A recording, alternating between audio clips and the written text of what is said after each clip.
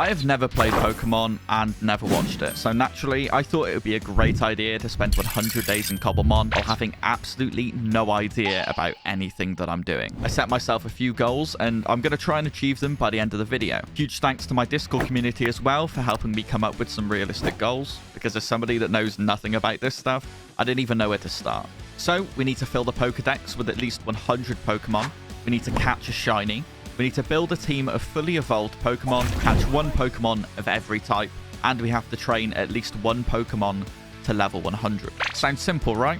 Well, I'm convinced that I actually ended up spending more time going through the wiki than playing the game. As you guys know though, the first thing that you have to do when you load into a new Minecraft world is normally punch a tree. Now, I didn't actually do this. The first thing that I did was pick my starter Pokemon. I obviously picked Squirtle. The name alone made it an easy choice, and that's all I'm going to say on the matter. Me and Squirtle then set off on our first few battles. We managed to get the win, but let's just say he wasn't looking too great afterwards. With Squirtle looking a little bit worse for wear, I figured it was time to focus on something I actually do know, and that's punching trees. After getting a few logs, I had a crafting table, and we were set with a few basic tools. I then needed to get a bed, and upon killing a Mareep, I realized that they drop wool, so that made that much easier. And then I needed to get food, so I decided to basically kill the entire population of any passive animal within my proximity. After single-handedly solving world hunger, I decided I'd had enough for the day, and made a bed and got some sleep. So as we got into day 2, I realized that if I was going to make any progress in this video, I actually needed to get some Pokeballs. Now, to actually get Pokeballs, you need Apricorns, and I didn't know what Pokeball would be the best. So I decided to get every Apricorn I can, and to try and get every Sprout as well, because that would mean I can get every Pokeball, right? And if you thought that, then you're wrong, just like I was, and I wasted literally days doing this because I was blind and didn't see the red Apricorn tree that was right next to where we spawned. So you can imagine the joy I felt when I noticed that. But on the bright side, Squirtle evolved into Wartortle. I guess it didn't take him too long to start showing his potential. So once I did get these sprouts, I ended up planting them, and we have the trees there ready, so we can basically grow infinite Pokeballs. I then realized I actually needed some ores to be able to make the Pokeballs. So in typical Brogan fashion, we headed into the mines, collected some iron, got ourselves some armor, accidentally killed Wartortle, and grabbed a few diamonds to make sure the trip was actually worth it. Up until this point, I basically didn't know what I was doing, and I decided to actually look a few things up. I found out that I needed to get a PC to actually keep track of all the Pokemon that I was going to catch, because as you guys know, I haven't caught anything yet. I also then realized that I don't have a Pokedex, so how am I going to track one of the challenges and goals that I've set myself? So I quickly made both of those, and we were well on our way. The only thing that I then needed was some Pokeballs, and contrary to popular belief, I actually do have some standards, so we're using Ultra Balls and not your standard Pokeball. Not long after, I ran into an Eevee. Apparently, these used to be super rare, or at least that's what people in my Discord were telling me. Definitely not anymore, though. I saw way too many of these little guys in my video. Catching it, however, definitely was not smooth sailing. I failed this 2 times before finally getting the perfect catch. Eevee is definitely worth it, though, just because of the versatility and the amount of evolution options that they've got. It's going to be vital to having at least one of these in my team. After Eevee, I got a Nickit, a Stonjourner, a Linoon, and a Wooloo. I think that's how you say them. I'm so sorry if I've butchered those. However, at this point, I was genuinely just catching anything I could get my hands on, just because I got the feel for the game. With my team looking a little bit worse for wear after a few fights, I set off on an adventure, hoping to find a healing station, or at least some Pokemon that might catch my interest. Along the way, I stumbled across a few villages, so like any good adventurer, I did what had to be done. I stole every single hay bale in sight and left the villagers to starve for eternity. One of the villages even had a healing station, which was a huge win, so I healed up my Pokemon, and then I tried to break it and take it with me, and I just got given iron. I felt pretty betrayed by both my pickaxe and the game, and as you can tell, I wasn't impressed. At this point, I either had to figure out how to get Silk Touch, and I haven't got time for that, or I just go to the Nether myself, and I go and get some ghast tears and make a healing station. And, well, I went and got some obsidian, and we got to work. After using efficiency for so long, I forget how terrible it is to come back to just using a normal Minecraft pickaxe on this. And, like, just Minecraft, please change this. Why is it so strong? So once I got back, I crafted all of the stolen wheat into bread, and I just have to thank the villagers for feeding me for the rest of the playthrough. I really appreciate their sacrifice in starving their families to ensure that I can catch as many Pokemon as possible, so a moment of silence for them. Now that I had enough food to make myself as fat as King Henry VIII, I set off on another adventure, this time in search of a lush cave so I could actually get some of the key ingredients that I needed to make the healing station. What I didn't expect, though, was for how long this trip would take.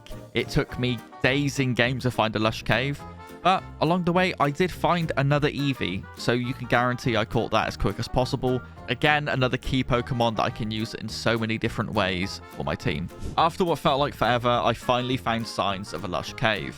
Now, all I had to do was dig down and pray that I'd actually find what I was looking for. Of course, the locals weren't too happy about me dropping in. Mobs came at me from every direction, so I had to take care of them first. But while I was fighting for my life, I did manage to spot some diamonds, and as you guys know, it would be rude not to take them. Then finally, I found what I was looking for. I found some revival herb, so I grabbed as much of that as I could carry, and made sure there's no chance I'm doing a trip like this again anytime soon. Before I headed out, I made sure that I scooped up any more diamonds and resources that I could see, but just as I was about to leave, I nearly got trapped by a horde of zombies, and to this day, I don't know how I survived. I obviously took that as my cue to get the hell out of there and start heading home, and obviously that meant traveling the multiple day trip there and back, which was great, and I actually went and found myself a gold duck, which I honestly just caught because I thought it looked cool. Looking back on it, I was catching another water type, which didn't really make much sense at the time, but it was a good addition to the team, and he came in handy for the early game. Once we got back, I lit up a nether portal and got us ready to go on our adventure for some ghast tears. We needed these for the healing station if you guys didn't know, and I've got to admit, this trip was actually quite stressful for me because I didn't know what to expect when I went through the portal. Don't get me wrong, I wasn't expecting something like RL Craft where I was going to get butchered to death, but I also wasn't really thinking straight at the time. For all I know, I could go in here and there could be a load of Pokemon attacking me instantly. But at this point, I didn't know that that's not really how the game works and that they were just going to be fire types. So please forgive my ignorance. At first, things started going well until I ran out of arrows, which is when I found myself in one of the most intense battles of my life, dodging fireballs, constantly and desperately trying to smack them back with my sword. And to be honest, in hindsight, I probably should have come a little bit more prepared. And this fight was just embarrassing to watch. I'm ashamed to put this in the video. I'm not going to lie to you guys. But obviously, in typical Brogan fashion, it wasn't a mob that actually killed me. I just fell to my death while messing up an easy parkour jump. Which is just a great display of my skill of the game, really, isn't it? So I quickly ran back inside, grabbed my stuff, and just fueled by pure rage and spite towards ghasts, I basically just took it out on them. And after 45 minutes, and yeah, I'm not joking, it actually was a 45-minute run to the nether this, I finally got what I needed, and I was happy to just leave that hellhole because I didn't want to be there anymore. I was fed up of running around what is the worst biome in the game. The last thing I needed before I could finally craft the healing station was a bottle of honey. So naturally, like any good Minecraft player, I invaded a bee's privacy and swiped what I needed and got out of there before they could protest and kick up a fuss. And with that, after 18 days and thousands of blocks traveled, we finally had our healing station and I was actually going to start being able to properly fight with my Pokemon. At this point, I was sick of swimming across the river every time I needed to get somewhere, so I built a bridge. Unfortunately, though, I don't have the footage because for some reason Flashback doesn't seem to like working with Cobblemon. So while I can't show you the process, I can show you the final result, so I hope you guys do like the build. For some reason, I decided it was time for me to build a house, or in this case, a hobbit hole, so I needed to go on an adventure to actually get some materials. I first needed to get some dark oak because I hadn't had the privilege of having any yet, and anyone that has watched the channel before knows that it is basically my favorite building material. I absolutely love dark oak for detailing, so I needed to make sure I got a load of that. After traveling back, I then realized I also needed a bunch of sandstone, so I went to a couple local little areas that I could find that had some sand and basically decimated the landscape. So I quickly traveled back and I picked out an area, and as I said before, I sadly can't show you the building process, so here's a quick before and after. After building my hobbit hole, I did some research and decided on the Pokemon that I wanted to aim for. I tried to go for a balanced team, and I even asked my Discord for their opinions as well. They gave me a thumbs up, and as far as I was concerned, that was more approval than I'd gotten from my family in the last 25 years, so I set off on my adventure.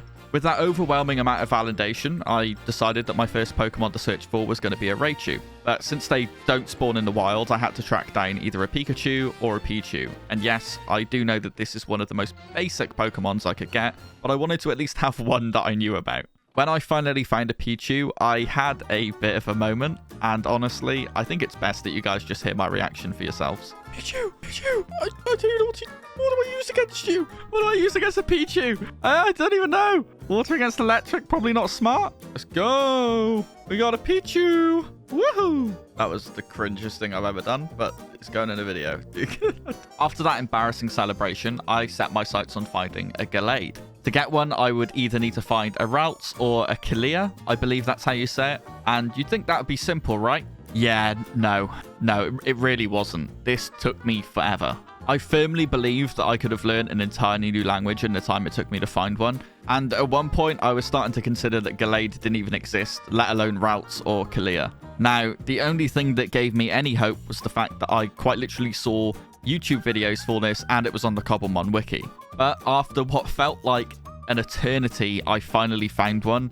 And you can guarantee after all this time, I was getting it no matter what, and it was coming home with me. And if you guys are wondering if I was lying about how relieved I was that I finally caught one of these, let me just play the audio that I had from once I actually got it. Thank God. That took so long. After suffering for a good few hours, I stumbled across a Pikachu.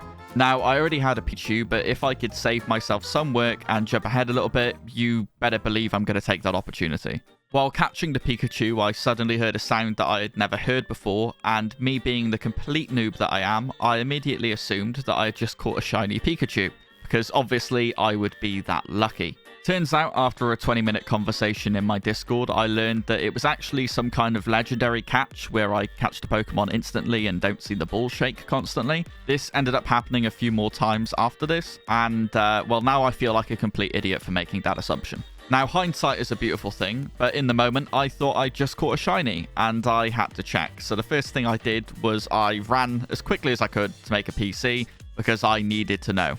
Obviously, once I checked the PC, reality had hit that I had not caught a shiny, and as disappointing as it was, it actually gave me an opportunity to check out the Pokemon that I had caught, because I hadn't been back at home at this point for about 20 days in game, and I was starting to forget what I actually had. First order of business, though, was obviously equipping Pikachu. I wanted to get to a Raichu as quick as possible, so starting to level him was going to be ideal for my early game progression. I then obviously wanted to make sure that I had Ralts equipped. I was going to have to evolve him up to a Kalia and then to a Gallade, but upon equipping him, I had the great realization that he was already ready to evolve, so I obviously instantly evolved him to Kalia and got me one step closer to getting my Gallade. I then also realized that I'd caught a second Magikarp earlier on that was a level 20, and I'm obviously going to equip that over using the level 17. At this point, I had actually done enough research to know that leveling a Magikarp would have been like falling around a spoiled rich kid that refuses to do any work but wants all of the rewards. So with our level 20 Magikarp equipped, I was ready to evolve him into Gyarados,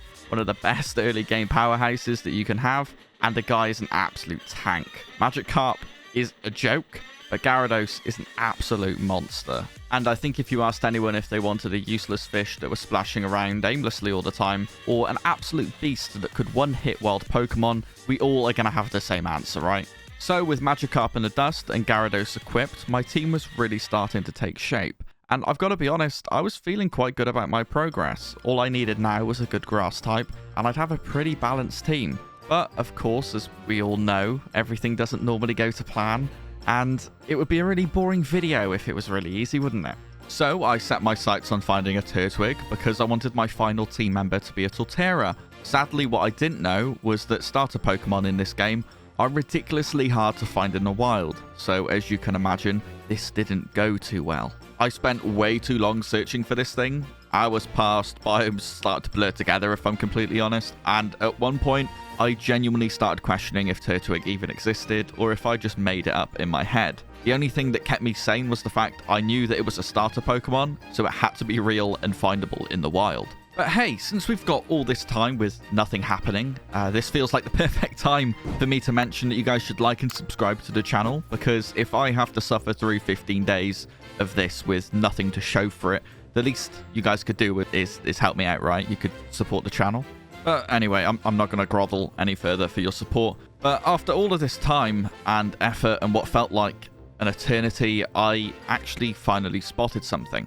An Eevee. Another Eevee. To be exact, my third Eevee of this playthrough. And to be honest, at this point, I kind of knew this was the universe telling me just to move on and give up.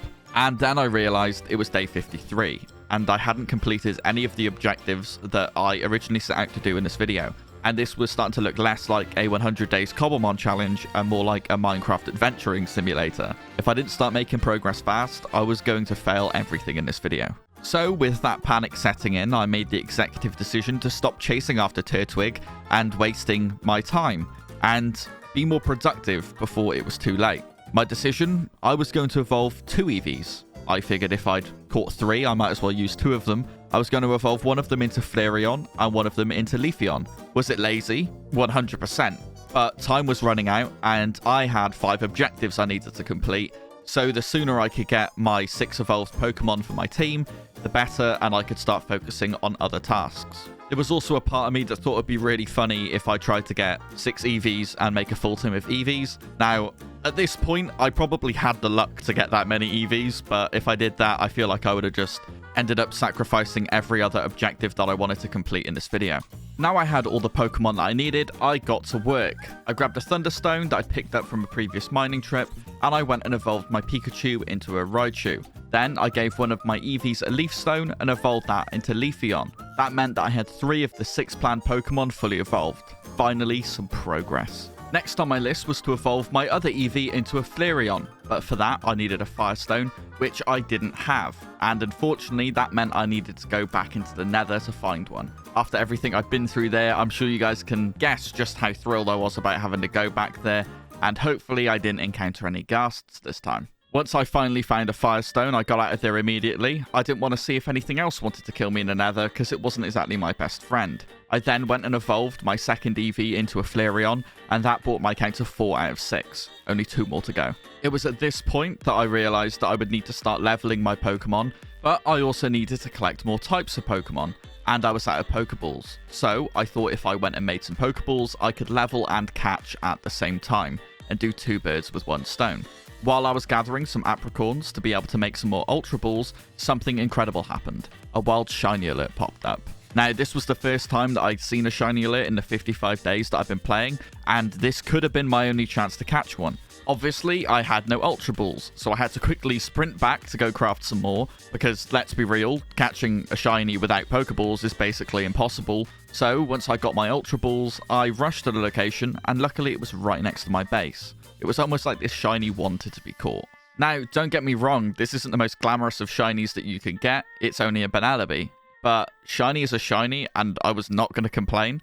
Let's ignore the fact that I nearly killed it while trying to catch it, and let's focus on what matters. Let's listen to the pure joy that I had when I finally caught it. Yes! Finally! Thank God! I've done one! I've done one! With my celebrations over, it was time to focus on the next big task. Catching at least 1 Pokemon of every type.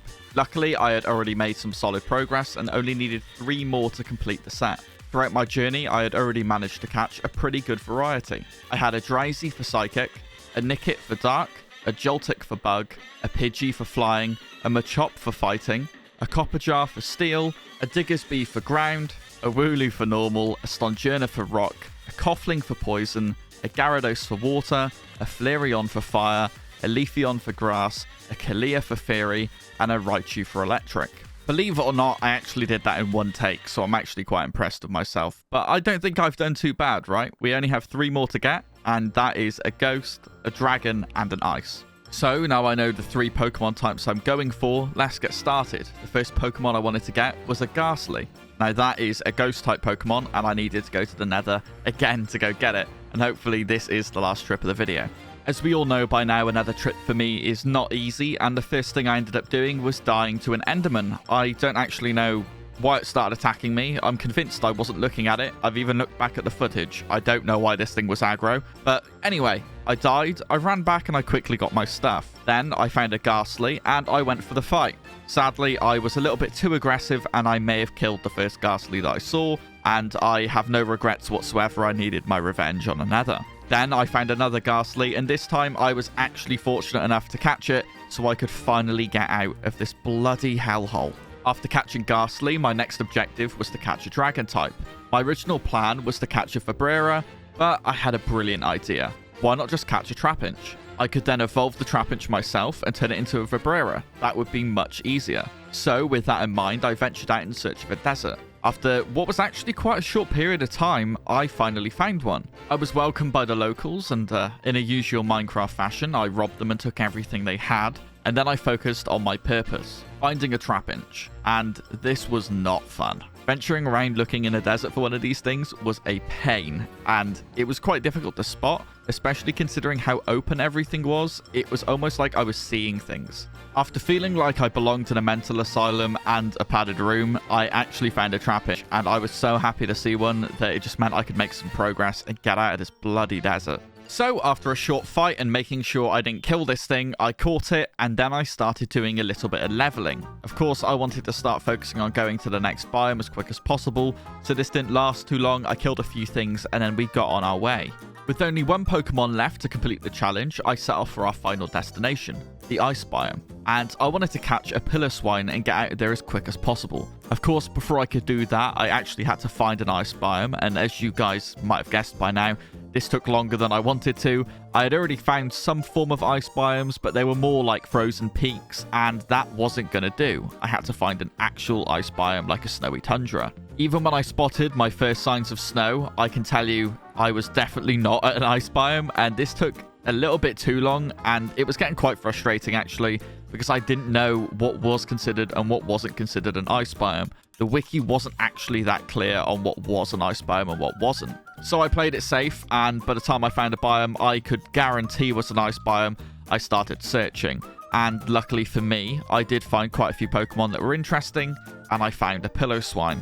And I'm going to be honest here, this thing looks like a walking carpet. It's like somebody tried designing a woolly mammoth and the designers just got lazy and didn't give it a face. It's hideous, man. Like, it's not a good looking thing. But at this point, I didn't care how it looked. I was just ready to catch this thing and start heading back. So I threw my Ultra Ball at it and we got it caught. So after checking that I had all the Pokemon that I needed, there was one last thing that I needed to do to complete this challenge. I needed to evolve Trapinch into Vibrera. So I started heading back, and I got butchering. I think it's safe to say if there are any laws against the rights of a Pokemon, I violated about 3,000 of them in this section. I killed so many Pokemon, it's ridiculous, and I've got to be honest, I did feel a little bit guilty, but the game is the game. After committing war crimes against Pokemon, Trapinch was finally ready to evolve. I wasted no time evolving it into Vibrera, and just like that, the challenge was complete. I'd officially caught at least one Pokemon of every type, and it took a little bit longer than I expected, but I had done it. Now, with that goal out of the way, it was time to focus on the next challenge. Now, what I hadn't realized is I had technically already completed the other challenge, I just didn't know. When I opened up my Pokedex, I was shocked to see that I already had over 100 Pokemon discovered. So with that challenge also completed, I then only had 2 challenges remaining. So I decided the next thing I would work on is getting my last 2 Pokemon fully evolved. So I started my butchering quest once again to get my Wartortle into a Blastoise. This didn't take too long because I was getting quite good at this point, so I decided to steamroll Pokemon until I got my Pokemon evolved. Now I had a Blastoise, it was time for me to focus on getting my final evolved Pokemon, and that was a Gallade. Now, what I didn't know is you actually needed an evolution stone for Gallade, and for some reason, I don't know why, but I hadn't checked this beforehand, and I found out I needed a Dawnstone, which luckily I did have. So obviously I grabbed my Dawnstone and my Kalia, smashed them together, and we got a Gallade, and that meant that I had 6 fully evolved Pokemon, and they were all on my main team. That was my 4th objective done. With all but one objective complete, I was feeling pretty confident. I was on day 69 and I had 31 days left to do one thing. Get one Pokemon to level 100. Should be easy, right? Well, there was one slight issue. Up until this point, I had no idea how to level up quickly. So I did a little bit of research and I found a good method. And I also discovered something that made me want to cry. I found out about the XP share. Now, this was a huge game changer, and it would have completely transformed my journey if I'd known about it earlier, and that's actually why I wanted to cry. I'd only found out about this thing on day 69. Just think about how much easier this would have been if I had it the whole time, man. But since I needed one for each of my Pokemon, I actually needed to craft 6. Now, the only problem is I didn't have any amethyst, so I had to go back into the mines once again, and thank God this is the last time I go mining. Luckily, I did find some amethyst pretty quickly, so once I got that, I got out of the caves and the mines, and I instantly made these XP shares. I got them equipped to my Pokemon, and we were ready. It was time to start leveling up. Now, what was the method I was going to use? Well, we were going to head to a plains biome and take down some of the toughest wild Pokemon I could find. Miltanks, Bouffalants, Tauros, these things spawned constantly, and most importantly, they were always a high level, meaning they gave a ton of XP. This meant leveling up should be much faster, in theory at least. So with my team prepped and XP shares equipped, I got to work. The plan was simple: take down as many of these tanky, beefy nightmares as possible, and hopefully hit level 100 before I lost my sanity, or I ran out of time. And let me tell you, I have never seen so much beef in my life. By the time I was done, I could have single-handedly supplied an entire fast food chain for years. If there was a McDonald's in this world, they were definitely going to owe me a sponsorship deal. Miltank, gone. Bouffalant, wiped out. Tauros, let's just say if there were any rodeos in the area, I definitely put them out of business. At this point, I wasn't just leveling up, I was committing a full-scale ecosystem destruction. But hey, it was working. The XP was rolling in, and my Pokemon were actually making progress. Sure, I may have permanently unbalanced the Pokemon population in this biome, but at least I was finally getting close to my goal. That being said though, after hours of grinding, I was noticing that progress wasn't going as quick as I would want it to go. I was starting to realize I started this way too late, and I probably wasn't going to get to level 100. And I genuinely didn't know what to do about it. All I could do was continue to butcher as much as I could and hope that I eventually get there and get a stroke of luck. And I didn't. Reality hit me hard. I wasn't going to make this. There was no miracle grind, no last minute power level, just cold hard truth of it being day 99, and I just felt defeated. I had failed. I didn't get a single Pokemon to level 100. And with just one day left, there was no way to pull it off. Everything I'd worked for, every battle, every strategy, every Miltank massacre just wasn't enough. And to make things even worse, I wasn't even close. The highest level Pokemon I got was Gallade, and he was sitting at level 82. That's 18 levels short. I was cooked. After all of this grind, all the effort, I wasn't even within touching distance. And all I could do at this point was accept my fate. The leveling had slowed down so much once I got to level 75 that I knew it was going to take me at least another 5 to 10 hours to get to level 100. And it just wasn't worth it. So after 100 days in Cobblemon, how do I actually feel about it? Going into this, as you guys know, I'd never played a Pokemon before. I'd never played Cobblemon. I'd never touched anything Pokemon related. So I find this really fun. It worked surprisingly well in Minecraft, and despite me having zero knowledge going in, it actually felt like a proper adventure. I definitely feel like I've learned a lot more about Pokemon than I would like to admit, and in 100 days, that's only like 25 to 30 hours, and I feel like I know a lot more than I care to admit. Do I think I'm a Pokemon pro by any means? No, I'm not even close. But overall, I've really enjoyed this. That being said, this challenge did completely break me, and I thought my goals were pretty reasonable. Catching 100 Pokemon, getting a shiny, building a solid team, hitting level 100. I thought those were pretty easy, but the final challenge? Yeah, no, it's really not. Grinding XP is absolute hell in this, and getting to level 100 is just pointless. I was one-hitting everything once I hit level 62. Like, there's no need. And the worst part about it is I only discovered the XP share on day 69. If I'd known about this earlier, I actually think I would have been able to get this challenge done. Honestly though, would I play Cobblemon again? I think I would. I really enjoyed it, and if I'm honest, I think this would be a super fun mod to use in an event. I think I've got a lot of ideas of how I could use it, maybe a full-scale survival map. But speaking of events, if you guys are interested in participating in any events, make sure you join my Discord down below. It's the best way to get involved in the videos like this or in the events. And of course, if you guys have enjoyed the video, make sure you drop a like and subscribe. If I ever do this again, I'm definitely going to need your guys' support. But for now, that's me. Thanks for watching, and I'll see you guys in the next one.